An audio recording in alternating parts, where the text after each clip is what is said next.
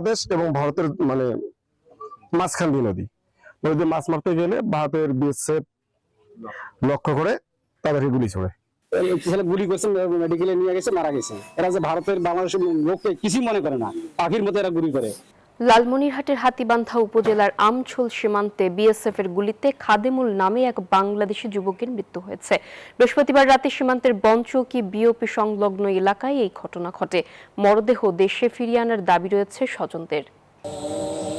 ভারতের অভ্যন্তরে কাঁটাতারের বেড়ার কাছে যান খাদেমুল সহ কয়েকজন বাংলাদেশি। তাদের লক্ষ্য করে গুলি ছোড়ে বিএসএফ। খাদেমুলের মুখ, বুক ও মাথায় গুলি লাগে।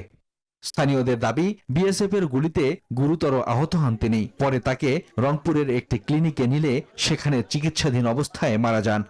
সব মশার বিরুদ্ধে সুরক্ষা দিতে এলো বসুন্ধরা এক্সট্রিম অ্যারোসল। মশার বিরুদ্ধে এক্সট্রিম সুরক্ষা। বাংলাদেশ এবং ভারতের মাঝখান দিয়ে নদী নদীতে মাছ মারতে গেলে ভারতের বিএসএফ লক্ষ্য করে তাদেরকে গুলি ছোড়ে।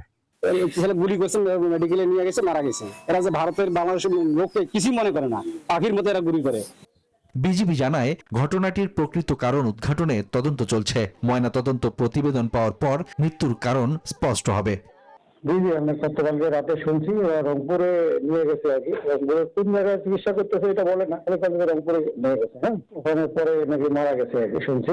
আমরা ওদের সাথে যোগাযোগ করার চেষ্টা করতেছি আর কি। সীমান্তে বিএসএফ এর গুলিতে একের পর এক মৃত্যু বন্ধ করতে সরকারের প্রতি ব্যবস্থা নেয়ার দাবি সীমান্তবাসীর। Desk report, news 24।